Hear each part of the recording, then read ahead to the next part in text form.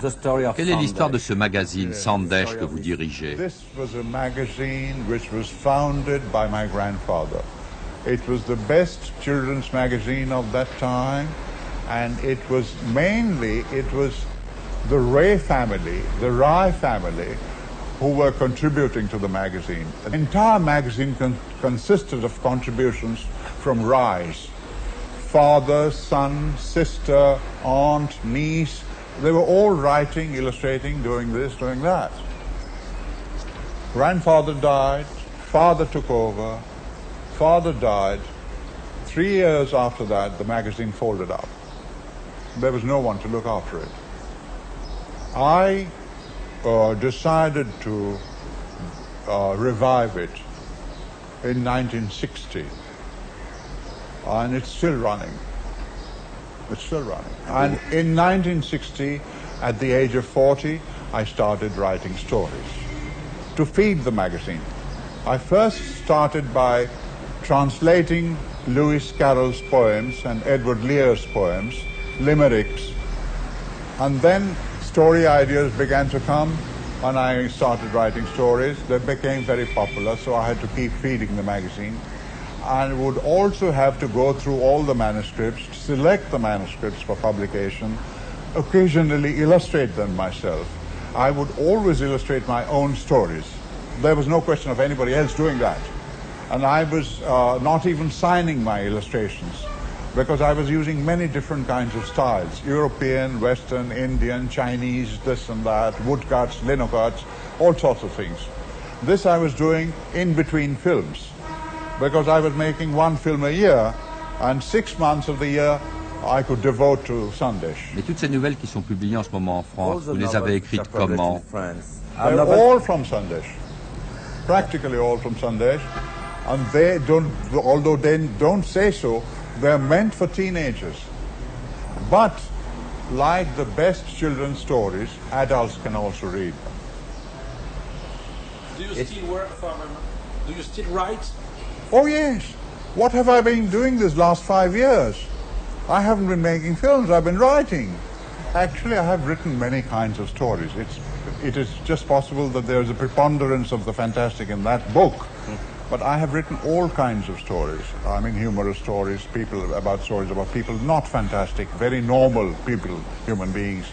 I like to write about lonely people and things happening to them. La nouvelle que vous avez écrite, L'ami de Boncoubadou, est-ce que vous l'avez faite avec le dessin avant ou après la sortie du film E.T.? Long before E.T., and my science fiction screenplay was germinated from that story, The Alien. I wrote a science fiction story called The Alien, screenplay, full screenplay, which was supposed to be financed by Columbia. That is why I spent 5 weeks in Hollywood in connection with that. It's only that I had a person who was working as a middleman who behaved peculiarly, and the idea had to be dropped. But many ideas in The Alien are in E.T., and there were mimeographed copies of my screenplay in Hollywood, hundreds of them at Columbia. Lots of people have read the screenplay. And there was a little news item in a Los Angeles paper. Some Indian boy had read the script and seen E.T., and he gave out to the press that Mr. Steven Spielberg has stolen ideas from Satyajit Ray. And Spielberg, of course, denied it. Est-ce que vous avez jamais imaginé pouvoir quitter le Bengale et aller vivre ailleurs? No, my roots are too deep here, I think. I don't think I would be very happy working abroad. I mean, other parts of India, okay, maybe. But even about language, I have made Hindi films, but I feel I'm more confident when I'm making a Bengali film, because I write my own dialogue, I write my own scenario. And if there's a translator translating into Hindi, I'm never able to judge if he's given me the best possible translation, you know. And the kind of dialogue that I generally write, the actors say They find it very easy to speak the lines. It comes very easily to them, you know. I listen. When I write, I'm hearing the speech in my ear. So I write by ear.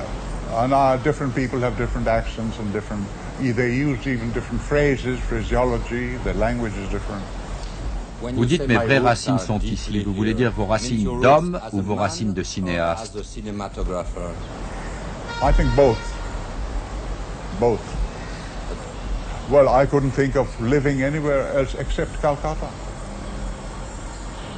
I couldn't think of living in Bombay and working there. I just couldn't think of it. I would lose all my creative energy. I would become a completely useless person. Mais qu'est-ce qui vous donne de l'énergie en vivant à Calcutta? Parce que tout ce qu'on en connaît, nous, c'est Calcutta, le film de Louis Malle, et puis Mère Teresa. Alors, on se demande un peu...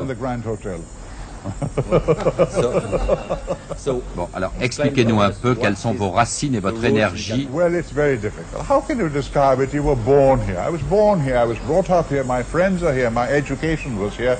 Everything I learned was here. And I've lived here all my life.